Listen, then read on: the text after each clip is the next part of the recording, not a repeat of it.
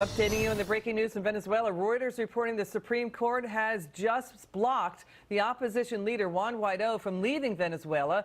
They approved a travel ban. They are seizing his bank accounts and freezing them and trying to seize his assets. They've also launched an investigation into Juan Guaido. Let's bring back retired General Jerry Boykin and James Carafano. General, how will the Trump White House respond to this breaking news?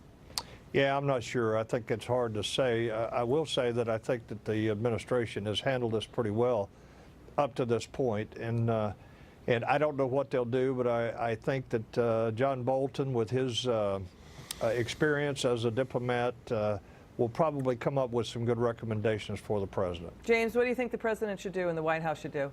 Well, I think the administration has been putting exactly the right kinds of pressure on, right economic pressures, regional cooperation, international cooperation, doing exactly the right thing.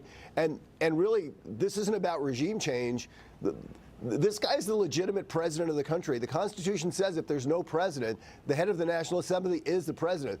The election was fraudulent. There is no president. He's not the opposition leader. He's the constitutional president of the country. Yeah, that's a fact that seems to be going AWOL in this debate, General. We have, the Democrats, socialists, and Bernie Sanders trying to say this is a coup.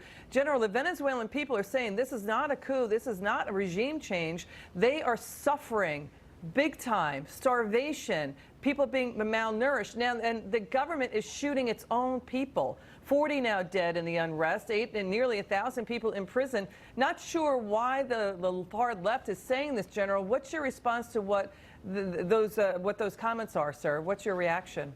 Well, I think it's absolute nonsense, and I think it's very clear that, as Jim just said, Guaido is the legitimate president based on their constitution. And what you have here is you have a situation where people are desperate. Their economy has collapsed. It's like post-World War I Germany, where a barrel of Reichsmarks wouldn't buy you a loaf of bread.